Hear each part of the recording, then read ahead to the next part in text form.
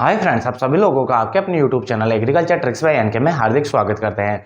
जैसा कि आप लोगों को पता है कि एग्रीकल्चर से रिगार्डिंग कोई भी अपडेट वगैरह आता है तो हम आप लोगों को वीडियो के माध्यम से प्रोवाइड करवाते रहते हैं। तो अपन ने जो एनिमल हस्बेंड्री की एक सीरीज चालू कर रखी थी, जिसके अंतर्गत अपन ने बात की थी कि पशुओं का भार कैसे ज्ञात किया जाता है। इसके अलावा जो एज डिटर्मिनेशन था, यानी कि पशुओं की आयु कैसे ज्ञात की जाती है। इसके अलावा अपन ने पशु सिलेक्शन का भी बात किया था कि पशुओं को कैसे सेलेक्ट किया जाए। अपन पशुओं को खरीद के ला रहे हैं तो उसको कैसे सेलेक्ट किया जा सकते हैं, उसके क्या क्या मेथड्स थे। तो आज इसी कड़ी को अपन आगे बढ़ाते हुए जो आज का टॉपिक रहने वाला काफी इंपॉर्टेंट टॉपिक रहने वाला है। इसके अंतर्गत आपको जीरो से लेकर टॉप लेवल तक की आपको इन्फॉर्मेशन मिलेंगी।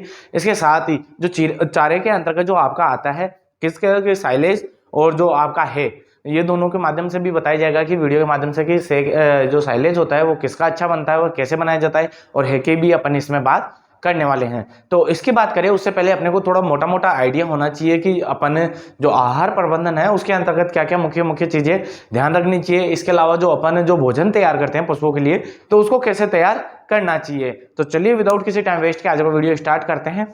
तो आज का, जैसे कि मैंने पहले ही लिख रखा है आपके सामने, कि पशुओं का आहार प्रबंधन यानी कि एनिमल फीड मैनेजमेंट। जो आज का टॉपिक रहने वाला है वो क्या रहेगा आपका, एनिमल फीड मैनेजमेंट। कि आप पशुओं का आहार है उसका प्रबंधन कैसे करोगे, उसका मैनेजमेंट कैसे करोगे। क्योंकि आपको पता है कि अगर पशु आपके पास में है तो आपको यह भी पता होना चाहिए कि इसको कितना खिलाना चाहिए, कितनी मात्रा के अंतर्गत नहीं खिलाना चाहिए। या फिर आपका जो पशु है तो अगर वो ओनली जैसे घर के अंतर्गत कृषि कार्यों के लिए यूज किया जा रहा है तो उसको कितना आहार देना चाहिए। इसके अलावा अगर प्रजनन योग्य बनाना आपको पशु, तो उसके लिए अलग से फीड डाइट बनानी पड़ेगी, उसकी प्लानिंग करनी पड़ेगी। या अगर पशु दूध देता है तो उसके लिए अलग से फीड यानी कि जो आपकी डाइट है वो बनानी पड़ेगी। अगर नॉर्मली पशु है यानी कि उसको जीवन निर्वाह के लिए देना है कि वो ओनली जीवित रहे और अपने कार्य आसानी से कर सके, तो उसके लिए क्या होती है, अलग डाइट प्लान करनी पड़ती है। तो इसी पूरे प्रबंधन को आज अपन इसके टॉपिक के माध्यम से पढ़ने वाले हैं। तो चलिए विदाउट किसी टाइम वेस्ट के आज का टॉपिक स्टार्ट करते हैं, पशु आहार प्रबंधन। तो पशु आहार प्रबंधन के अंतर्गत सबसे मुख्य टॉपिक आता है, वो आता है आपका खिलाने का तरीका। यानी कि पशुओं को जो अपन आहार बनाते हैं उसको एक खिलाने का तरीका होता है कि अपन कैसे खिलाएं, है ना। ऐसे ही कि एक तो डायरेक्ट ही अपन क्या करते हैं कि फील्ड से लाए और डायरेक्ट ही खिला दिया। एक उसको उसकी कुट्टी वगैरह बनाकर या चारा छोटा छोटा करके वो बना के खिलाए। या फिर अपन दाना लेके आ रहे हैं तो डायरेक्ट अपन दाना को दे रहे हैं। या फिर उस जो दाना है अपने पास में उसको अपन उबाल कर दे रहे हैं या फिर भिगो कर दे रहे हैं। तो ये सभी मैनेजमेंट है, क्या क्या ध्यान रखना है इस चीज की अपन बात करने वाले हैं। तो अपन बात करें कि खिलाने का तरीका, कि आपके पशु है उसको अपने को आहार देना है या फीड देना है तो उसको तरीका क्या होना चाहिए। तो सभी आवश्यक पोषक तत्वों की पूर्ति हो, यानी कि अपने पास में एक ऐसा डाइट प्लान हो या अपने पास में ऐसा फूड हो पशुओं के लिए, है ना, जिसके अंतर्गत क्या हो कि उसको कंप्लीटली पोषक तत्वों की पूर्ति हो। क्योंकि आपको पता है कि जैसे कि जनरली अपने क्या होता है कि मादा पशु होती है उसके अंतर्गत कैल्शियम की कमी से क्या कौन सी बीमारी हो जाती है, मिल्क फीवर बीमारी हो जाती है। तो अपने को यह ध्यान रखना है कि उसके आहार के अंतर्गत कोई भी पोषक तत्वों की कमी ना हो, कंप्लीटली पोषक तत्व उसके अंतर्गत प्रेजेंट हो और उसके साथ साथ ही वो जो आपके एनिमल है उनको आसानी से उपलब्ध हो सके। तो अपने को पहला यही ध्यान रखना है कि सभी आवश्यक पोषक तत्व आपके क्या होने चाहिए, आहार में उपलब्ध होने चाहिए। इसके अलावा हम बात करें कि उपलब्ध पोषक तत्व यानी कि जो उपलब्ध तत्व हैं वो पूर्ण रूप से उपयोग में आए। यानी कि अगर पशु को खिला तो रहे हैं लेकिन पशु को लग ही नहीं रहा है, वो पशु को ऑब्जर्व ही नहीं हो रहा है, तो इसका भी विशेष रूप से ध्यान रखना है अपने को कि अगर इस फॉर्म में यूज नहीं हो रहा है तो अपने को उसको दूसरे तरीके से देना है ना। तो ऐसा अपने को फीड मैनेजमेंट करना है या आहार प्रबंधन करना है जिसके अंतर्गत पशु को जो भी फीड वगैरह दे अपन उसमें पोषक तत्वों की कंप्लीट मात्रा होनी चाहिए। और वो क्या है कि जो भी पोषक तत्व अवयव वगैरह है वो पूर्ण रूप से पशुओं के लिए उपयोगी होने चाहिए। इसके अलावा अपन बात करें चारा व दाना पशुओं को तैयार करके देना चाहिए। अब बात करें कि दाना और जो चारा होता है वो कैसे तैयार करके दिया जाए। एक तो होता है कि अपन जैसे कि हरा चारा लेके आए, एक तो डायरेक्ट ही अपन पशुओं को खिला दिए, लेकिन एक उसकी कड़वी काट कर या कुट्टी बनाकर उसको ऐसे खिलाए। तो जो कुट्टी वगैरह काट कर खिलाते हैं ना तो पशु उसको क्या होता है बड़े चाव से खाता है ना, और वो अच्छे से डाइजेस्ट भी हो पाता है। इसके अलावा अपन बात करें दाने की, तो दाने क्या करते हैं कि अपन डायरेक्ट ही उसको लाकर नहीं खिलाते। दाने क्या होते हैं, कई बार क्या होती है कि जो कुछ दाने होते हैं ना उनकी बाहर की आवरण होता है ना वो कठोर पाया जाता है। इसकी वजह से पशु क्या करता है कि डाइजेस्ट नहीं कर पाता। और जब आप देखते हो कि जब गाय या भैंस आपके गोबर करती है तो उसके अंतर्गत डायरेक्टली वो सीड वापस बाहर आ जाते हैं। तो वो किस लिए उसको नहीं होता, क्योंकि वो डाइजेस्ट ही नहीं हो पाते। तो ऐसा क्या होगा कि अपने को क्या करना पड़ेगा कि पशुओं को दाना व चारा है वो तैयार करके देना है। तो अपन क्या करेंगे, उन सीडों को या तो अपन क्या करेंगे गर्म पानी के अंदर बॉईल करके देंगे, या फिर अपन क्या करेंगे रात को भिगो देंगे और फिर सुबह उसको खिलाएंगे। जिससे क्या होगा कि जो बाह्य आवरण होगा, जो बाहर का आवरण होगा, जो कठोर परत होगी, वो क्या होगी डिस्ट्रॉय हो जाएगी या टूट जाएगी। जो क्या होगा कि पशु के पेट में जाएगा तो उसका अच्छे से पाचन हो पाएगा। तो इनका विशेष रूप से आपको ध्यान रखना है कि अपन बात करें कि दाना चारा व दाना पशु को तैयार करके देना है। तो ये समझ में आ गया होगा कि अपने को चारा वो दाना है वो अपने को कैसे तैयार करके देना है। चलिए अपन बात करें आहार। ये काफी इंपॉर्टेंट क्वेश्चन है कि आहार आपके कई बार पूछ लिया जाता है ना एग्जामों के अंतर्गत कि आहार किसे कहते हैं या राशन किसे कहते हैं। और जो एग्जामिनर होता है वो क्या करता है कि आपको आहार देकर उसके अंतर्गत दे देता है कि 12 घंटे के अंतर्गत खिलाए जाने वाला भोजन, 24 घंटे के अंतर्गत खिलाए जाने वाला भोजन, 48 घंटों के अंतर्गत खिलाए जाने वाले भोजन को राशन कहते हैं। ये एक टाइम पर खिलाए जाने वाले राशन आहार को अपन राशन कहते हैं। तो जनरली बच्चे क्या करते हैं, क्या सोचते हैं कि राशन राशन अपन जनरली अपन भी लेके आते हैं। तो या तो 1 महीने का लगा देंगे कि हाँ 1 महीने तक खिलाते हैं, अपन 1 महीने का राशन लेके आते हैं। तो उसी अनुसार उसी थिंकिंग के हिसाब से बच्चे क्या करते हैं गलतियां कर बैठते हैं। लेकिन अपने को ध्यान रखना है कि पशुओं के अंतर्गत जो आहार आएगा या राशन आएगा उसके अंतर्गत जो भी 24 घंटे के अंतर्गत आप खिला रहे हो, 24 घंटे में जो भी पशु को आप खिलाने के यानी खाने के लिए दे रहे हो उसे अपन क्या कहते हैं आहार कहते हैं। तो इसका विशेष रूप से आपको ध्यान रखना है। आहार हिंदी में आएगा और इंग्लिश के अंतर्गत सीधा राशन लिखा हुआ आएगा, है ना। इंग्लिश में भी राशन ही लिखा हुआ आएगा। तो राशन आपको ध्यान रखना, आहार या राशन कौन सा होता है जो 24 घंटों में जो पशुओं को खिलाया गया हो, यानी कि कुछ भी खिलाया गया है आपके 24 घंटों के अंतर्गत, वो क्या हो जाएगा आपका राशन हो जाएगा। इसका विशेष रूप से आपको ध्यान रखना है। ये क्वेश्चन आपका छपने वाला क्वेश्चन है। अब बात करें कि आपके भोज्य पदार्थ। अब भोज्य पदार्थ क्या चीज आ गई सर? अगर भोज्य पदार्थ की बात करें तो वो क्या होता है कि वे सभी चारे व दाने जो पशु को दिए गए, जैसे कि अपन ने बात की कि 24 घंटे के अंतर्गत अपन पशु को जो भी दे रहे हैं वो क्या हो गया राशन हो गया। लेकिन जो दे रहे हैं पशु को अपन, जो भी कुछ खाने के लिए दे रहे हैं पशु को, चाहे चारा दे रहे हो चाहे दाना दे रहे हो कुछ भी दे रहे हो, वो दिए गए हैं ना, उनमें से आहार का एक अवयव क्या कहलाता है भोज्य पदार्थ। इसका विशेष रूप से आपको ध्यान रखना है कि जो भोज्य पदार्थ है वो किसका एक भाग हो जाएगा आपके राशन का या आहार का एक भाग या एक अवयव क्या होता है आपका भोज्य पदार्थ। ये भी आपका डायरेक्ट पूछा जा सकता है कि पशु आहार के अंतर्गत जो भोज्य पदार्थ होता है वो क्या होता है। तो जो कंप्लीटली आहार दिया जाता है पशु को, तो आहार के अंतर्गत जो एक अवयव होता है उसे ही अपन क्या कहते हैं भोज्य पदार्थ कहते हैं। चलो आई होप आपको समझ में आया होगा। अब बात करिए, टर्मिनोलॉजी काफी इंपॉर्टेंट है क्योंकि ये आपकी जो आरबीएससी की बोर्ड की बुक है उनके अंतर्गत सीधी सीधी लाइनें दी गई है और यहाँ से काफी एग्जामों के अंतर्गत डायरेक्ट लाइनें उठ के ही आती है। तभी मैंने इतनी इंपॉर्टेंट लाइनें आपके लिए लेके आए हैं, क्योंकि आपको पता होना चाहिए कि कौन सी चीज क्या है। क्योंकि आपको पता हो गया होगा कि आजकल का जो एग्जाम पैटर्न है वो पहले से अब चेंज हो गया है। पहले क्या होता था कि डायरेक्ट क्वेश्चन आते थे और डायरेक्ट आंसर आते थे, लेकिन आजकल का पैटर्न क्या हो गया है, चेंज हो गया। आजकल क्या देखने को मिलता है, कॉन्सेप्ट वाली चीजें देखने को मिलती है कि जो आपके कॉन्सेप्ट क्लियर होंगे ना तभी आप उसको कर पाओगे। तो ऐसे ही क्या होगा कि आपको भोज्य पदार्थ का समझ में आ गया होगा।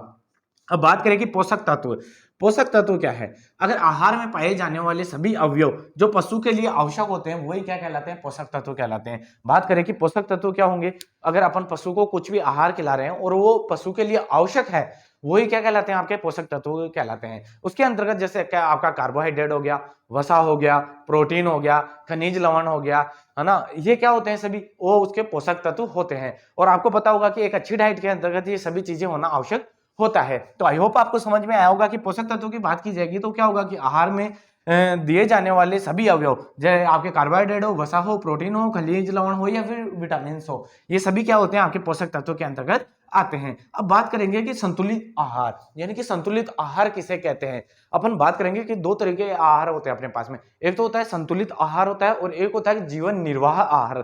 अपन बात करें कि अपन संतुलित आहार की, संतुलित आहार क्या होता है कि जिसमें सभी पोषक तत्व पर्याप्त मात्रा में हो और जीवन निर्वाह प्लस उत्पादन के लिए प्रतिदिन आवश्यक हो। यानी कि जीवन निर्वाह तो होगा कि कौन सा, पहले आपको यह समझना पड़ेगा कि जीवन निर्वाह आहार जो आहार होता है वो क्या होता है।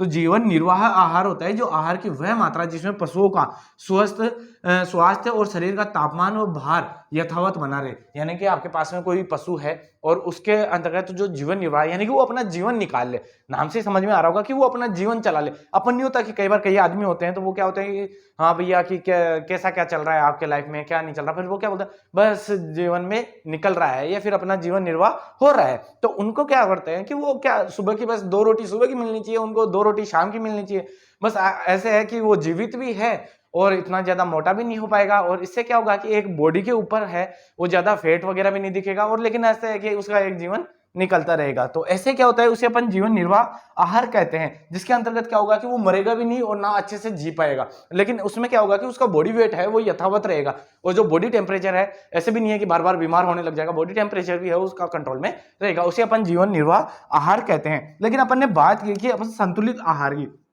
संतुलित आहार के अंतर्गत फ्रेंड्स क्या आता है कि जो आपका जीवन निर्वाह आहार होता है उसके साथ ही अपन ऐड कर देते हैं उत्पादन के लिए प्रतिदिन आवश्यक आहार।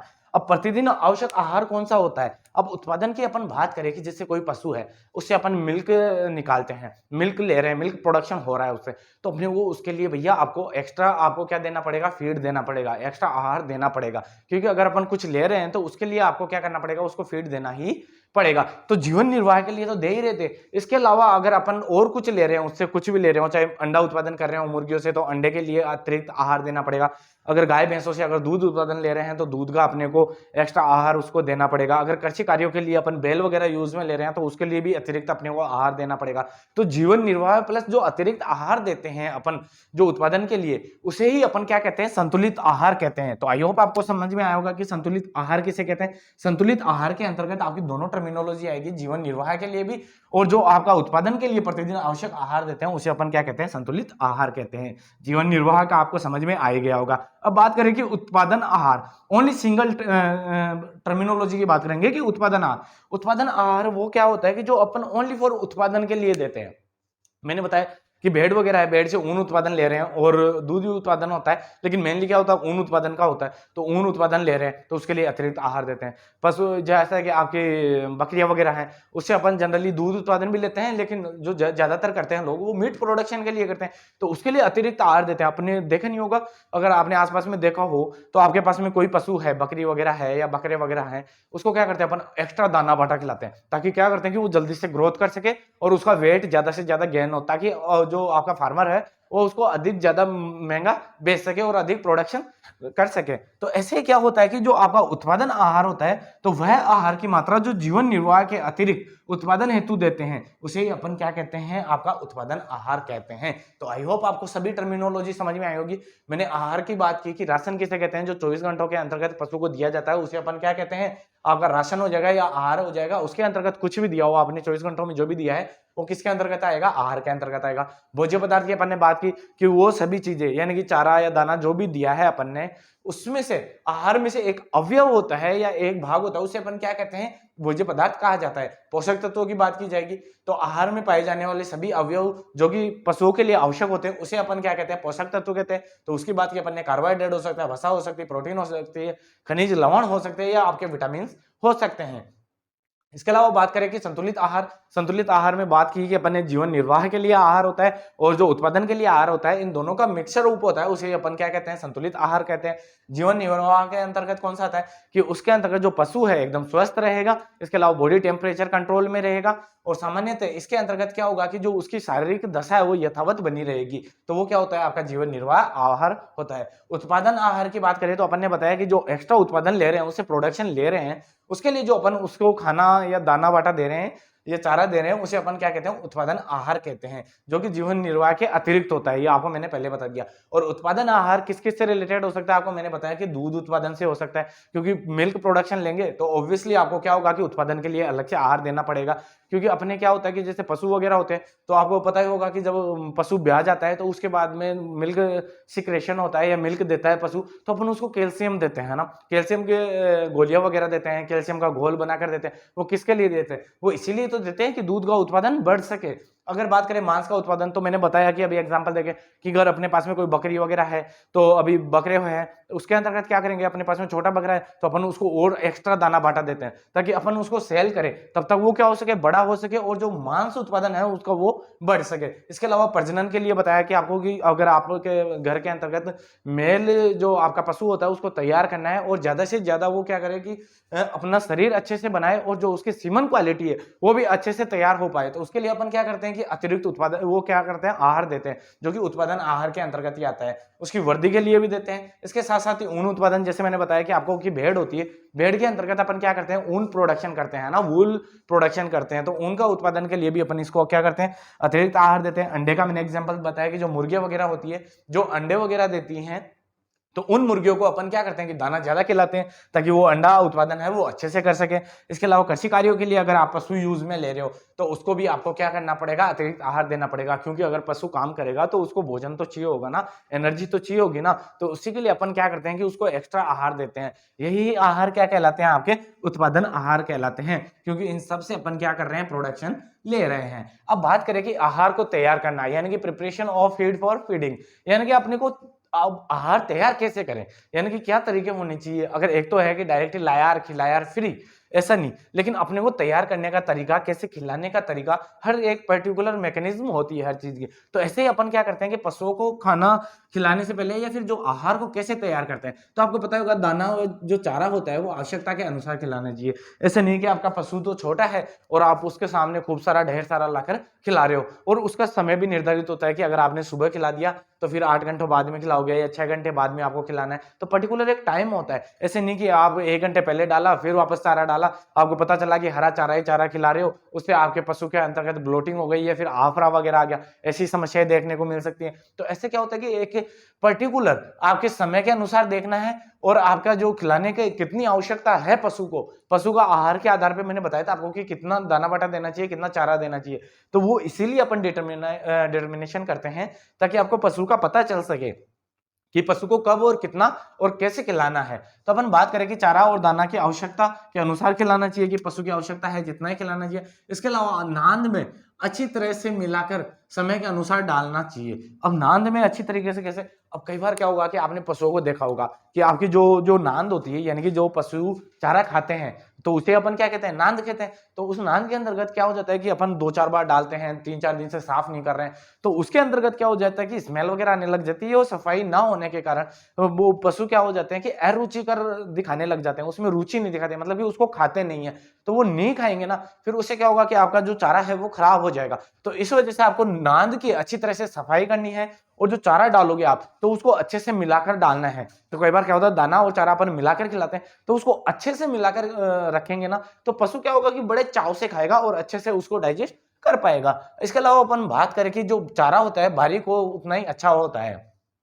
अब बात करें कि चारा जितना बारीक होगा उतना अच्छा होगा, तो ये मैंने पहले भी बात की कि जो पशुओं को चारा है अपन जितना बारीक करके देंगे वो अच्छे से खा पाएगा। दूसरी चीज, वो अच्छे से डाइजेस्ट कर पाएगा। जितना बड़ा चारा होगा वो अच्छे से खा नहीं पाएगा और अच्छे से डाइजेस्ट नहीं कर पाएगा। और जो ही जितना ही आपका जो बारीक चारा होगा, तो जो बड़े पशु होते हैं जिनके दांत घिस चुके होते हैं, वो एजड पशु होते हैं, उनको भी खाने में आसानी रहती है। क्योंकि बड़े चारे को क्या होता है कि पशु खा नहीं पाता, जिनके दांत घस जाते हैं या बूढ़े पशु होते हैं वो अच्छे से उनको खा नहीं पाते हैं। तो इनका भी विशेष रूप से आपको ध्यान रखना है कि जो आपका चारा है उसको बारीक और अच्छा होना चाहिए। चलिए नेक्स्ट बात करें कि आसानी से उपलब्ध हो और आर्थिक रूप से महंगा ना हो। इसका विशेष रूप से आपको ध्यान रखना है कि आसानी से उपलब्ध। अब एक बात बताओ, आपके पास में कोई पशु है, तो आपके पास में जो चारा आसानी से उपलब्ध हो रहा है ना, वो आपको क्या है, पशुओं को खिलाना है, और आर्थिक रूप से ज्यादा महंगा ना हो। अगर सपोज करो कि आप पशु को खिला, अगर मैं बात करूं जनरली, अगर आप एक पशु का साइकिल मान लो 1 साल का, 1 साल के अंतर्गत पशु खा रहा है, ओनली उसके आहार पे अपन खर्चा कर रहे हैं 30,000 का, और अपना पशु बिक रहा है 1 साल बाद में 25,000 का। तो अब एक बात बताओ, ये अच्छी सिम्टम्स है क्या कि अपने जो पशुपालन कर रहे हैं उसके अच्छे कार्य करने के सिम्टम्स होंगे क्या अपने? नहीं होंगे। पता है क्यों? क्योंकि अब जब इसके ऊपर खर्चा तो अपना ज्यादा आ रहा है, उसके ऊपर लागत ज्यादा आ रही है, और अपना को जो प्रॉफिट है वो मिल नहीं रहा है। तो ऐसा नहीं करना अपने को आर्थिक रूप से जो अपने को सूटेबल हो, यानी कि आर्थिक रूप से महंगा ना हो, ऐसा फूड का चयन करना है, और उसके जो पोषक तत्व है वो भी प्रॉपर उसके अंतर्गत मिल सके। जैसे कि अपन बात करें कि जैसे पशु वगैरह हैं, उनको आप हरे चारा खिलाओ, हरा चारा आप अपने खेत के अंतर्गत उगाओ और उनको आराम से खिलाओ, महंगा चारा लाने की जरूरत ही नहीं है। इसके अलावा जो लूम वगैरह होती है वो आप अपने आसपास से कलेक्ट कर सकते हो, उसको खिलाओ आराम से। तो ऐसी चीजों को आपको मद्देनजर रखना है कि आर्थिक रूप से महंगा नहीं हो, उसका भोजन है वो आर्थिक रूप से, ऐसा नहीं कि आप दाना ही दाना खिला रहे हो, महंगे भाव के दाने ला रहे हो और उसको खिला रहे हो, पशु को कुछ फर्क भी नहीं पड़ रहा, यानी कि वो ग्रोथ भी अच्छे से नहीं कर पा रहा, और आप उसके वो पैसे और उसके ऊपर इन्वेस्ट कर रहे हो। तो ऐसा आपको कतई भी नहीं करना है, क्योंकि अच्छा फार्मर क्या करता है कि वो आर्थिक रूप से अपना महंगा ना हो, इसका विशेष रूप से आपको ध्यान रखता है, क्योंकि अगर आपका आर्थिक रूप से महंगा हो जाएगा तो फिर प्रोडक्शन अच्छे से नहीं मिल पाएगा और जो आपका प्रॉफिट है वो आपका लॉस में चेंज हो जाएगा। अब हम बात करें कि अब नेक्स्ट चीज की कि पशुओं को तैयार कैसे करके देना है। चारे की कुट्टी बनाकर, मैंने बताया कि जो आपके पास में बड़ा बड़ा चारा होता है, मक्का ज्वार वगैरह होती है, उसको अपन क्या करते हैं कुट्टी के रूप में, यानी कि छोटे छोटे पीसेस में काट लेते हैं और फिर पशुओं को खिलाते हैं। वो क्या होता है कि बड़े चाव से खाते हैं और अच्छे से मुंह के अंतर्गत भी अच्छे से घूम पाता है वो। तो अब बात करें कि दाने का दलिया बनाकर, अब दाने हैं, मैंने आपको पहले भी समझा दी ये चीज कि दाना होता है वो क्या होता है, कई कई ऐसे दाने होते हैं जो बाहर से कठोर होते हैं, तो उनका क्या होता है कि वो डाइजेस्ट करने में सक्षम नहीं हो पाते, और वो दाने डायरेक्ट क्या होते हैं कि जैसे गाय का गोबर होता है उसके अंतर्गत डायरेक्ट देखने को मिल जाते हैं। वो किस वजह से है, क्योंकि उनकी जो बाह्य जो आउटर लेयर वगैरह होती है या बाह्य जो आवरण होता है वो कठोर होता है, जो पशु क्या करता है डाइजेस्ट नहीं कर पाता। तो ऐसी चीजों के अंतर्गत अपने वो क्या करना है, उसको या तो दलिया बना देना है, छोटे छोटे टुकड़े कर देने हैं। तो ऐसे करके बना के दोगे तो पशु क्या है कि आराम से खा पाएगा और उसे डाइजेस्ट कर पाएगा, और उससे क्या होगा कि पशु की हेल्थ के ऊपर भी काफी अच्छा प्रभाव देखने को मिलेगा और प्रोडक्शन भी अच्छा होगा। बात करें आहार में टिकिया या गोलियां बनाकर खिलाना। आहार के अंतर्गत जो टिकिया या गोलियां बनाई जाती है वो सामान्यतः हे की बनाई जाती है। हे मैंने आपको पहले बताया था कि हे क्या होता है कि एक सूखा चारा होता है, अपने पास में खेत के अंतर्गत चारा इकट्ठा किया, उसको महीने भर तक सूखने दिया, या 1-2 वीक तक सूखने देते हैं, सूखते ही वो क्या बन जाता है, हे बन जाता है, फिर उनकी गोलियां बना लेते हैं।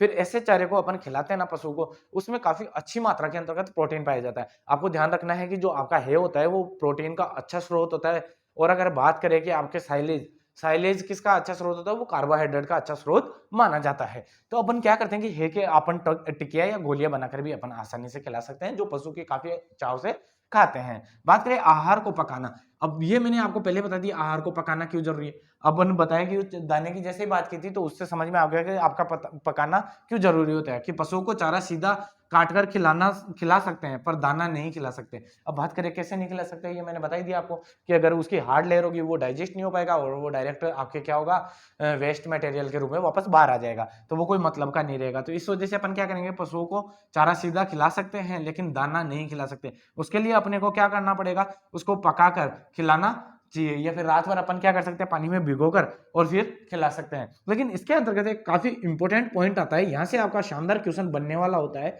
कि सोयाबीन को पकाकर खिलाना अच्छा है। सोयाबीन के जो दाने होते हैं या सीड्स वगैरह होते हैं वो क्या होता है डाइजेस्ट नहीं हो पाते अच्छे से, जल्दी से डाइजेस्ट नहीं हो पाते, इस वजह से अपन क्या करते हैं उसको पकाकर खिलाते हैं। अगर बात करें कि बिलोने की खली में, बिलोने की खली देखी होगी आपने, जैसे मूंगफली वगैरह की देखी होगी, सरसों की खली देखी होगी, ऐसे ही आपके क्या होता है बिलोना, यानी कि जो आपके कपास होते हैं ये बिलोना होता है, उसकी खली के अंतर्गत क्या पाया जाता है, गोसिपोल। गोसिपोल नामक एक टॉक्सिक सब्सटेंस पाया जाता है जो पशुओं के लिए काफी हानिकारक होता है। तो अपन इसलिए क्या करते हैं कि जल्दी से अपन बिलोने की जो खली होती है उसे खिलाते नहीं है। अब काफी बार क्वेश्चन पूछा गया है कि जो आपका बिलोना है या फिर आपके जो कपास है, कपास की खली के अंतर्गत कौन सा टॉक्सिक सब्सटेंस पाया जाता है, ये काफी बार पूछा गया फ्रेंड्स ये क्वेश्चन, तो इसका विशेष रूप से आपको ध्यान रखना है। तो उसमें कौन सा पाया जाता है, आपका गोसिपोल पाया जाता है। अब लेकिन क्या करते हैं कि इसमें आयरन सल्फेट मिलाने से इसकी जो टॉक्सिसिटी होती है वो कम हो जाती है। ये क्वेश्चन आज तक बना तो नहीं है लेकिन ये काफी इंपॉर्टेंट क्वेश्चन है फ्रेंड्स, आज तक एग्जामों के अंतर्गत ऐसा देखने को नहीं मिला, लेकिन ये क्या होते हैं कि ऐसा डायरेक्ट क्वेश्चन कई बार पूछ लिए जाते हैं। तो इसका विशेष रूप से आपको ध्यान रखना है कि आयरन अगर सल्फेट मिलाने से उसकी घातकता को क्या किया जा सकता है, रोका जा सकता है। तो ज्यादातर आपने पढ़ा होगा, सभी टीचर पढ़ाते भी हैं, इतना ही बताते हैं कि जो आपके गोसिपोल होता है, गोसिपोल किसमें होता है, जो आपके बिलोना वगैरह होता है या फिर आपके कपास की जो खलियां वगैरह होती है उसके अंतर्गत, लेकिन उसके टॉक्सिसिटी कम करने के लिए अपन आयरन सल्फेट का यूज करते हैं जिससे कि इसकी घातकता को कम किया जा सकता है। तो इसका विशेष रूप से आपको ध्यान रखना है। तो चलिए नेक्स्ट अपन बात करें, नेक्स्ट टॉपिक की अपन अब बात करते हैं। तो अपन ने बात की कि पशुओं को खिलाने का तरीका और पशुओं के आहार को तैयार करने के तरीके अपन ने देख लिए थे। अब अपन बात करेंगे कि जो पशुओं को संबंधित आहार संबंधित कुछ जानकारी है उनको विशेष रूप से आपको ध्यान रखना है कि कौन कौन सी जानकारी है जो अपने लिए इंपॉर्टेंट है पशुओं को आहार को लेकर। अब अपन बात करें कि पशु को नियमित संतुलित आहार देना चाहिए। तो अपन ने बात कर ली कि संतुलित आहार किसे कहेंगे, तो वो अपने बात कर ली, तो वो अपने को क्या करना है कि संतुलित आहार पशु को नियमित देना चाहिए। इसके अलावा अपन बात करें कि लगभग 10 घंटे के अंतराल पर पशुओं को केवल 2 बार भोजन देना चाहिए। अगर अपन ये बात करें, ये आपके आरबीआईसी की बुक है ना, एनसीईआरटी है, उसके अंतर्गत साफ साफ दिया गया है कि जो पशु है लगभग 10 घंटे के अंतराल पर 2 बार पशु को भोजन देना चाहिए। क्यों देना चाहिए? क्योंकि ताकि अगर बीच में टाइम अच्छे से मिल पाएगा ना, तो पशु क्या है कि उस भोजन का पाचन अच्छे से कर सके। इस वजह से अपने को क्या करना है कि लगभग 10 घंटे का अंतराल पर अपने को भोजन 2 बार प्रोवाइड अपने को पशु को करवाना है। इसके अलावा बात करें कि वर्ष भर पर्याप्त हरा चारा उपलब्ध कराया जाए। पशु अगर अपने पास में है तो उसको वर्ष भर के लिए हरा चारा उपलब्ध करवाना चाहिए। अब आप कई फ्रेंड्स ऐसे बोलेंगे कि अब वर्ष भर हरा चारा कहाँ से लेके आए? तो अपन क्या करते हैं कि जब अभी चारा आगे पढ़ेंगे तो चारा बनाने की विधियां पढ़ेंगे, उनमें से अपने पास में आएगा एक साइलेज। तो साइलेज क्या होता है कि वर्ष भर हरा चारा प्रिजर्व कैसे किया जा सकता है, या वर्ष भर अपन पशुओं के लिए हरा चारा कैसे उपलब्ध करवा सकते हैं, उसकी अपन उसके अंतर्गत बात करने वाले हैं। लेकिन आपको पता चल गया होगा कि अगर अपने को जो पशु है उसको पर्याप्त मात्रा में आहार प्रबंधन देना है तो अपने को वर्ष भर उसके लिए हरा चारा क्या करवाना पड़ेगा? उपलब्ध करवाना पड़ेगा। चलिए इसके अलावा बात करें, अलग अलग श्रेणी के पशुओं को अलग अलग आहार देना चाहिए। अब बात करें कि अलग अलग श्रेणी के पशुओं को कैसे अलग अलग देना चाहिए। भैया मैंने बताया आपको पहले भी कि आपके पास में पशु है, वो ऊन उत्पादन कर रहा है, उसके लिए थोड़ा अलग डिफरेंट जो फीड मेथड होगा या फिर आपका जो क्वांटिटी होगी वो अलग होगी। आपके बात करें कि जो बकरियां वगैरह हैं उनके लिए थोड़ी अलग क्वांटिटी होगी। तो अलग अलग श्रेणी के जो पशु होंगे ना, तो उनके लिए अलग अलग आहार देना चाहिए। कुछ पशु होते हैं जो, अब जैसे कि बात करें कि बकरियां वगैरह हैं, उनको लूम वगैरह ज्यादा पसंद है, भैंस वगैरह है वो लूम वगैरह पसंद नहीं है। तो जैसे अलग अलग पशु की श्रेणियां होगी तो वैसे ही आपको फूड का भी सिलेक्शन करना है कि उसको कौन सा फूड अच्छा लगेगा या कौन सा आहार उसके लिए बेस्ट है, या वो कौन सा जो आहार है वो खाना अच्छा पसंद करता है। तो अपने को श्रेणी के आधार पर इनका भी विशेष रूप से अपने को ध्यान रखना चाहिए। बात करें आहार में, आहार के अंतर्गत जो चारा और भूसा और दाना व खनिज सभी मिले हो और जो कि आपके भोजन के अंतर्गत आवश्यकता की पूर्ति करते हो। तो आपका पास पहले ही बता दिया मैंने कि आपके पास में इसको विशेष रूप से आपको ध्यान रखना है कि ऐसा भोजन का चयन करना है, अपने को ऐसा आहार का चयन करना है जिसके अंतर्गत चारा भूसा दाना और जो आपके खनिज लवण है वो भी आपके अच्छे से होने चाहिए। बात करें पशुओं को आदर्श आहार दे जो पशुओं को संतुष्टि दे। अब बात करें कि आदर्श आहार कैसे, अगर अपन सपोज करो कि अपन कहीं जा रहे हैं, अपन खाने के ऊपर चले गए, अब वहां पे क्या है कि वेराइटियां तो खूब है, आपने खूब सारी वेराइटियां देखी कि वहां पे रसगुल्ले भी हैं, गुलाब जामुन भी हैं, वहां पे क्या है आपके पुड़िया भी है, जो आपकी नान रोटी आती है वो भी है, पनीर भी है, वहां पे जो भी आपको पसंद है वो सभी सब्जियां हैं और है। और लेकिन आपको जो जनरली जो आटे का रोटी होती है या गेहूं की जो रोटियां होती है उसकी रोटियां नहीं है, तो जो एक आपको जो संतुष्टि मिलती है जो आटे की रोटी खाकर या जो आपके गेहूं के आटे की रोटी खाकर जो संतुष्टि मिलती है वो अदर चीजों से मिल पाती है क्या? नहीं मिलती ना। तो यही क्या होता है, कई बार नहीं होते अपन कि डेली की डेली इस होटल में खाना खा रहे हैं, वहां पे खा रहे हैं, वहां पे खा रहे हैं, लेकिन अपने को संतुष्टि कब मिलती है? जब अपन घर पे ही खाते हैं, अच्छा खाना खाते हैं खुद का बनाकर। तो यही चीज होती है कि पशुओं को भी एक आदर्श आहार देना चाहिए कि जो उसको संतुष्ट कर सके। यानी कि अब अपन रेशे वाली सब जो आपके रेशे वाला चारा है वो ज्यादा देंगे पशु को, वो क्या होगा कि कम क्वांटिटी में खाएगा तो भी उसको पेट ऐसा लगेगा कि भरा भरा हुआ है। तो भरा हुआ लगेगा तो उससे क्या होगा कि उसको एक संतुष्टि मिलेगी। लेकिन अगर आप उसी क्वांटिटी में दाना खिला रहे हो, खूब सारा दाना खिला रहे हो, लेकिन वो क्वांटिटी में भी ज्यादा खा लेगा और उसको संतुष्टि भी नहीं मिल पाएगी। तो ऐसे चीजों को अपने को विशेष रूप से आपको ध्यान रखना है कि अपने को क्या करना है कि जो पशु को आदर्श आहार देना जो कि पशु को संतुष्टि दे, यानी कि उसको एकदम पेट के अंतर्गत तृप्ति की प्राप्ति हो सके। अपन ये जनरली यही करते हैं। चलिए बात करें कि चारे व आहार में, चारे व दाना आहार में परिवर्तन धीरे धीरे करें। हाँ, चारे व दाने में इधर ऐड कर लेना, दाने में। अगर अपन बात करें कि जो अपन चारा खिला रहे हैं या दाना खिला रहे हैं तो कोई भी आहार दे रहे हैं तो उसको एक साथ चेंज नहीं करना। अब बात करोगे कि सर आप एक साथ चेंज करने की बात कैसे कर रहे हो? अपन क्या करते हैं कि जनरली अपने पास में जैसे अभी हरा चारा हो गया, बारिश हो गई, बारिश का सीजन चल रहा है, अब अपने पास में घास वगैरह हो गए खूब, बाजरा वगैरह थोड़ा सा डाल दिया, इधर भी थोड़े बहुत जैसे रिंजके के बीज डाल दिए, तो हरा चारा अपने पास में उपलब्ध हो गया। अपन उसको पशुओं को खिला रहे हैं। लेकिन फिर जैसे ही ये सीजन कंप्लीट हुआ फिर उसके बाद में एक साथ चेंज नहीं करना। अपने को क्या करना है कि जैसे ही वो हरा चारा कम होने लगे तभी आपको उसकी डाइट को चेंज करना है, धीरे धीरे चेंज करना है। ऐसे नहीं कि अब एक साथ तो खिलाया और फिर बाद में एक साथ ही दूसरा खिलाने लगे ना, थोड़ा थोड़ा चेंजिंग लाओ। जैसे कि आप उसको चारा खिला रहे थे हरा चारा, उसको थोड़ा थोड़ा कम करो, उसके साथ में जो नई क्रॉप वगैरह का जो आपके पास में फीड उपलब्ध हुआ है उसको धीरे धीरे खिलाना स्टार्ट करो। तो धीरे धीरे वो आप 2 टाइम में दे रहे हो, 1 टाइम में दो, फिर 2 टाइम में देना स्टार्ट करो, 3 टाइम में देना स्टार्ट करो। तो ऐसे क्या होगा कि धीरे धीरे उसका फीडिंग चेंज करोगे ना तो उससे पशु क्या हो जाएगी, सुटेबल हो जाएगा उसको, है ना, वो एक्सेप्ट करने लगेगा। लेकिन अचानक से सडनली चेंज करते हैं ना अपन, उससे क्या हो जाता है कि पशु या तो दुबला पतला हो जाता है या कमजोर हो जाता है या फिर अपने को अच्छे से प्रोडक्शन नहीं दे पाता। तो अपने को विशेष रूप से इसका ध्यान रखना है कि चारा हो दाना हो जो भी आहार में दे रहे हैं उसको परिवर्तन करना है, वो अपने को धीरे धीरे करना है, सडनली या अचानक से उसको चेंज नहीं करना। बात करें प्रति गाय या भैंस को प्रतिदिन हरे चारे की मात्रा 15 से 20 केजी देवे। इसका काफी इंपॉर्टेंट लाइन बन जाती है कि आपको प्रतिदिन के हिसाब से अगर गाय और भैंस को अगर प्रतिदिन हरा चारा देना है तो कितना केजी देना चाहिए, वो 15 से 20 केजी देना चाहिए। तो इसका विशेष रूप से आपको ध्यान रखना है। चलिए नेक्स्ट आते हैं, पशुओं को खाली पेट केवल फलीदार यानी कि हरा चारा, जो फलीदार मतलब कि जो लेग्यूम क्रॉप्स वगैरह होती है, जो आपकी दालों वाली फसलें होती है, लेग्यूम क्रॉप्स वगैरह होती है, तो उनको न देकर सूखा चारा मिलाकर दे। अब बात करें कि इसको अपने को डायरेक्ट जो फलीदार जो चारा होता है, ये जो लेग्यूम क्रॉप्स वाला हरा चारा होता है, उसको डायरेक्ट क्यों नहीं खिलाना चाहिए सुबह भूखे पेट। तो अपन बात करें उससे क्या होता है कि अगर आप भूखे पेट अगर हरा चारा दे रहे हो और वो भी कौन सा, लेग्यूम क्रॉप्स का, यानी कि जो दलहनी फसलें वगैरह होती हैं, दाल वाली फसलें वगैरह होती हैं, तो उनके जो फलीदार सब्जियां फलीदार वाली चारे वाली फसलें होती हैं, उनको अगर खिलाते हैं ना, तो उससे क्या है कि आफरा आने की समस्या, जिससे कि अपन क्या कहते हैं, ब्लोटिंग कहते हैं ना, ब्लोटिंग कहते हैं, तो उसके अंतर्गत वो समस्या देखने को मिलती है। और आपने कई बार देखा भी होगा कि पशु के क्या हो जाता है कि हरा चारा ज्यादा खा लिया, हरा चारा ज्यादा खाने से क्या होगा कि उसके क्या हो जाता है, आफरा आ जाता है। और फिर अपन आफरे को जो रिमूव करते हैं या आफरे को निकालते हैं, वो किसके द्वारा निकालते हैं, ट्रोकर कैनुला के द्वारा। वो भी आपने देखा होगा कि ट्रोकर कैनुला, ये क्वेश्चन भी काफी बार पूछा जाता है आपके एग्जाम के अंतर्गत कि ट्रोकर कैनुला किसके लिए यूज किया जाता है, तो वो आफरा हो जाता है, ब्लोटिंग हो जाती है, उसको हटाने के लिए अपन क्या करते हैं, ट्रोकर कैनुला यंत्र का यूज किया जाता है। पर आपको ध्यान रखना है कि जो अगर डायरेक्ट जो फलीदार चारा है उसको भूखे पेट नहीं खिलाना, हाँ अगर खिलाना है तो उसके अंतर्गत आप सूखा चारा मिक्स कीजिए और फिर आराम से खिलाइए, क्योंकि उससे क्या होगा कि ब्लोटिंग नहीं होगी। हरा चारा होगा, जो एक्सेस वाटर होगा उसके अंदर ज्यादा पानी होगा, वो आपका सूखा चारा होगा वो एब्जॉर्ब कर लेगा, और उससे क्या होगा कि सभी चीज आपकी मेंटेन हो जाएगी, जिससे कि आपका क्या होगा कि जो ब्लोटिंग होने की समस्या है वो देखने को नहीं मिलेगी। तो आपको करना क्या है कि पशु को खाली पेट कभी भी फलीदार हरा चारा नहीं खिलाना, और अगर खिला भी रहे हो तो उसमें क्या करोगे, सूखा चारा मिक्स लाकर ही आप इसको खिलाओगे, किसको, पशु को खिलाओगे। चलिए बात करें नेक्स्ट की, पशु को आर्थिक रूप से ज्यादा चारा व कम दाना देवें। अब बात करें कि आर्थिक रूप से, मैंने बात की कि अपन जब भी पशुपालन वगैरह करते हैं क्यों इसलिए करते हैं, आर्थिक दृष्टि से, पैसों की वजह से। सबको पैसा चाहिए, नहीं कौन करना चाहेगा, एक बात बताओ, किसको पसंद है ये सब चीज करना। अगर पैसा उसके अंतर्गत अच्छा पैसा नहीं मिलेगा तो कौन करेगा, कोई नहीं करना चाहेगा। आज खेती करते हैं, खेती भी पैसों के लिए करते हैं। अपन पढ़ रहे हैं तो पढ़ क्यों रहे हो, आप भी देख लो, अब इनडायरेक्ट रूप से अगर आप पढ़ रहे हो तो पढ़ रहे हो, आज इन्वेस्ट कर रहे हो, तो कल आप पैसा कमाने के लिए ही इन्वेस्ट कर रहे हो।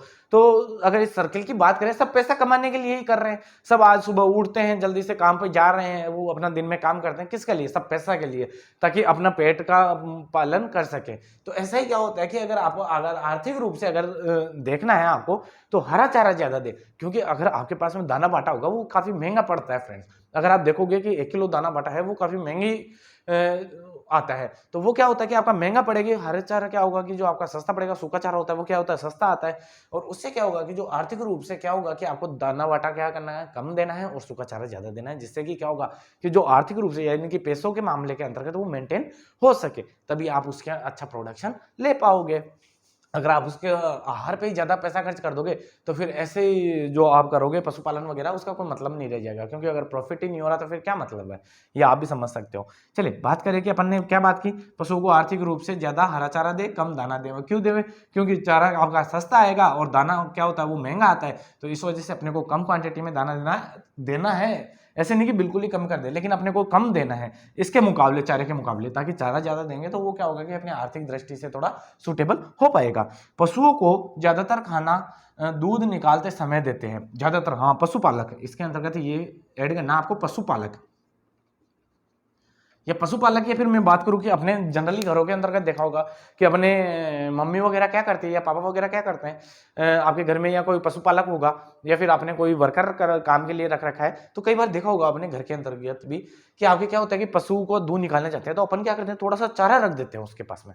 तो चारा रखते हैं, वो चारा खाने लग जाता है, फिर अपन आराम से दूध दोहन कर लेते हैं। तो उससे क्या होता है कि ज्यादातर पशुपालक क्या करते हैं कि खाना दूध निकालते समय देते हैं, दूध निकालते समय देते हैं। वो क्यों देते हैं, क्योंकि जो सही है, इससे दूध अयन में जल्दी उतारता है। पशु होता है ना, तो वो खाना खाता है ना, तो उससे क्या होता है कि जब वो खाना भी खाता रहेगा और आप जब अयन के पास जाके दूध निकालोगे तो वो क्या होगा कि अयन के अंतर्गत दूध भी सीक्रेट करता रहेगा। तो इससे आपकी जो मिल्किंग की प्रोसेस है वो काफी आसान हो जाती है, और पशु दूध चढ़ाता नहीं है, इसको आराम से दूध सीक्रेट करता रहता है, और जो पशुपालक है वो आराम से दूध इससे निकाल सकते हैं। तो ये एक अच्छी तरकीब है कि पशुओं को जब भी आप दूध वगैरह निकालो तो उस टाइम पे पशुओं को चारा खिलाना चाहिए। चलिए बात करें कि अच्छे आहार के क्या गुण होने चाहिए, तो ऑब्वियसली अपन ने पहले से ही अपन आहार के ऊपर बात कर रहे हैं इतनी देर से, तो आपको पता ही होगा कि अच्छे आहार के क्या गुण होने चाहिए। संतुलित आहार हो, उसके अंतर्गत सभी चीज मात्रा के अंतर्गत पोषक तत्व वगैरह होने चाहिए, विटामिन मिनरल्स आयरन जो भी उसके पशुओं को चाहिए वो सभी क्या होने चाहिए, आपके संतुलित आहार के अंतर्गत आते हैं, तो वो होना चाहिए। इसके अलावा आहार स्वादिष्ट होना चाहिए। आहार स्वादिष्ट कैसे होना चाहिए, अगर आपको एक बात बताओ, कोई भी अगर आपको भोजन दिया जाए और भोजन अगर स्वादिष्ट नहीं है तो आप खा पाओगे? नहीं खा पाओगे ना। और अगर अच्छे से खा नहीं पाओगे तो अच्छे से काम कर पाओगे?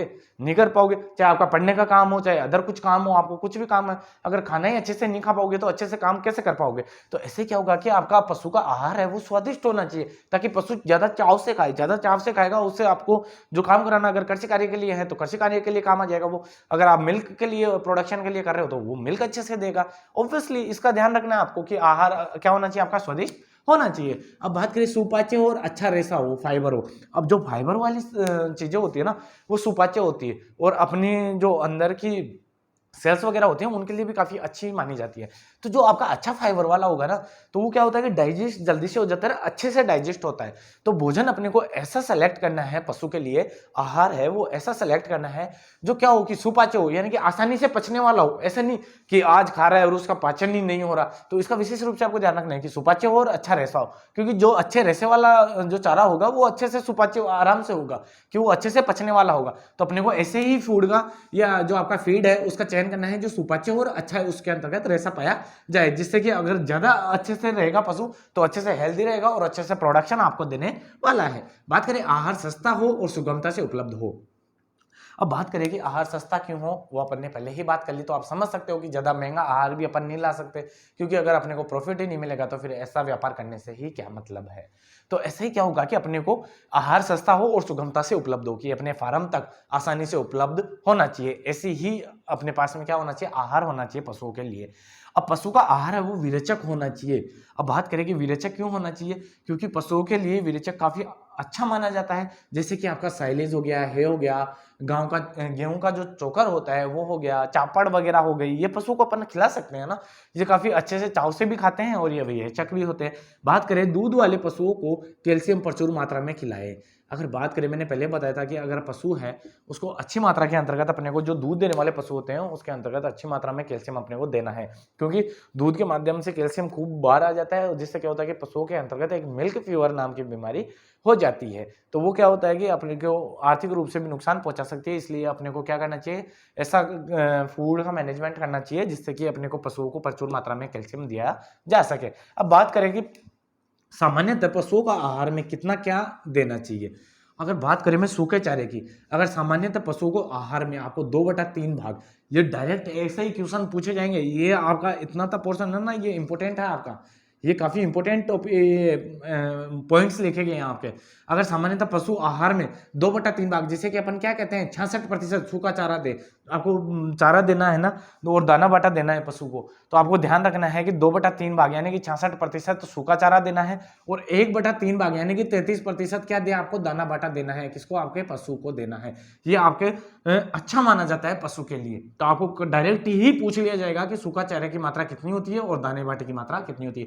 तो 2/3 भाग जो पूरे आहार का 2/3 भाग यानी 66% अपने को पशुओं को सूखा चारा देना है, और 1/3 भाग मतलब कि 33% दाना बाटा देना है पशुओं को। तो इसका विशेष रूप से आपको ध्यान रखना है। बात करें चारे की, तो अच्छा चारा कौन सा होता है, और रातब, ये फिर जैसे दाना बाटा कहते हैं। दाना बाटा किसे कहते हैं, तो अगर कोई भी आपके पास में चारा है उसके अंतर्गत रेशे की मात्रा आपके 18 से ज्यादा हो, 18% से ज्यादा हो, और टीडीएन यानी टोटल डाइजेस्टेबल न्यूट्रिएंट वगैरह होंगे, वो कितने होंगे 60 से कम, तो उसे अपन क्या कहेंगे, चारा कहेंगे। तो आपको ध्यान रखना है कि चारे में चारा ज्यादा होगा लेकिन टीडीएन क्या होगा, कम होगा। डिजिट यही रहेगी, ये चेंज नहीं होगी आपकी, ऐसा नहीं होगा कि 18 की जगह 60 आ गया, 60 की जगह 18। ये ध्यान रखना है, टीडीएन हमेशा 60 होगा और चारा 18 रहेगा। लेकिन जो चारा होगा, चारे के अंतर्गत जो फाइबर की मात्रा होगी वो 18 से ज्यादा होगी, और टीडीएन होगा वो 60 से कम होगा। लेकिन बात करें दाने बाटे की या रातब की, जो अगर दाने बाटे की अपन बात करेंगे तो इसके अंतर्गत जो टीडीएन होगा वो क्या होगा 60 से ज़्यादा होगा, और जो फाइबर की मात्रा या रेशे की मात्रा होगी वो क्या होगी 18 से कम होगी। तो आपको समझ में आएगी। अगर चारे की बात करेंगे तो चारे के अंतर्गत ही आपके रेशे की मात्रा होगी वो क्या होगी 18 से ज़्यादा होगी, लेकिन टीडीएन की बात करें तो वो कितना होगा आपके 60 से कम होगा। लेकिन वहीं अगर रत्तब की बात करें या आपके दाने बाटे की बात करें तो उसके अंतर्गत टीडीएन होगा वो जो आपका 60 है उससे ज़्यादा होगा, और जो फाइबर होगा वो 18% से कम होने वाला है। तो आपको आई होप ये समझ में आया होगा। तो ये काफ़ी इंपॉर्टेंट है, काफ़ी एग्जामों के अंतर्गत पूछा गया है, तो इसका विशेष रूप से आपको ध्यान रखना है। बात करें गाय की, ये मैंने आपको पहले बताया था कि गाय अगर 3 केजी दूध उत्पादन कर रही है, यानी 3 किलो दूध दे रही है एक गाय आपकी, तो उसको 1 केजी यानी 1 किलो दाना बाटा दिया जाता है। अगर 3 किलो गाय दूध उत्पादन कर रही है तो अपन 1 किलो क्या करेंगे उसको दाना बाटा देंगे। लेकिन अगर वहीं पे अगर भैंस आपका 2.5 केजी यानी कि 2.5 केजी यानी कि 3 केजी नहीं 2.5 केजी ही दूध उत्पादन कर रही है, तो भी अपन 1 से 1.5 केजी क्या करते हैं दाना बाटा दिया जाता है। लेकिन 1.5 याद रखो नहीं रखो, लेकिन ये ध्यान रखना कि अगर आपकी भैंस है तो भैंस अगर आपके 2.5 केजी दूध उत्पादन कर रही है तो उसको 1 केजी दाना बाटा देना है। लेकिन वहीं गाय की बात करेंगे तब तो आपके 3 केजी दूध उत्पादन के ऊपर 1 केजी आपको दाना बाटा देना है, और भैंस की बात करेंगे तो 2.5 केजी दूध उत्पादन पर 1 केजी आपका क्या देना है दाना बाटा देना है। अब आप बात करोगे कि सर ऐसा डिफरेंस क्यों, आप ऐसा नाइंसाफी क्यों कर रहे हो कि गाय को तो आप 3 केजी दूध उत्पादन पे 1 किलो दाना बाटा दे रहे हो, और भैंस को आप 2.5 केजी दूध उत्पादन पे 1 से 1.5 किलो आप क्या कर रहे हो दाना बाटा दे रहे हो। तो ये तो नाइंसाफी हुई ना गाय को। तो अपन क्या करते हैं कि इसके अंतर्गत गाय होती है ना, गाय के अंतर्गत जो फैट कंटेंट होता है वो कम पाया जाता है कंपेयर टू आपके भैंस। भैंस के अंतर्गत जो वसा प्रतिशत होता है सामान्यतः आपके 7.5 से 8% पाया जाता है, लेकिन कई नस्लें होती है उसमें काफी अच्छा पाया जाता है। जैसे भैंस के अंतर्गत भदावरी नस्ल है, उसके अंतर्गत 13% क्या पाई जाती है वसा कंटेंट। तो अब और अगर गाय की बात करें, जनरली गाय के अंतर्गत 4 से 5 प्रतिशत ही फैट पाया जाता है, और इसके अंतर्गत 7 से 8 के लगभग फैट कंटेंट पाई जाती है। तो इस वजह से इसको दाना बाटा क्या किया जाता है फ्रेंड्स, ज्यादा दिया जाता है। किसको? भैंस को अपन 2.5 केजी दूध उत्पादन पर भी 1 से 1.5 केजी अपन क्या करते हैं दाना बाटा दे देते हैं। लेकिन गाय को क्या किया जाता है 3 केजी दूध उत्पादन के ऊपर अपन 1 केजी दाना बाटा देते हैं। तो आई होप आपको ये वीडियो पसंद आया होगा, और ये सभी चीजें जो आहार से प्रबंधन से संबंधित थी वो समझ में आई होगी। अब नेक्स्ट वीडियो के अंतर्गत मैं बात करूंगा जो आपका कितना चारा खिलाना चाहिए कितना नहीं खिलाना चाहिए, इसके साथ ही जो साइलेज की मेकिंग होगी उसका एक वीडियो आ जाएगा, और एक हे की मेकिंग की आपका एक वीडियो आ जाएगा, जिससे आपका जो भी आहार से जितने भी क्वेश्चन थे ये यहाँ से आपके कंप्लीट होने वाले हैं। तो आपको वीडियो पसंद आए तो ज्यादा से ज्यादा लाइक करें, शेयर करना ना भूलें। थैंक यू फ्रेंड्स, मिलते हैं नेक्स्ट वीडियो में नेक्स्ट अपडेट के साथ।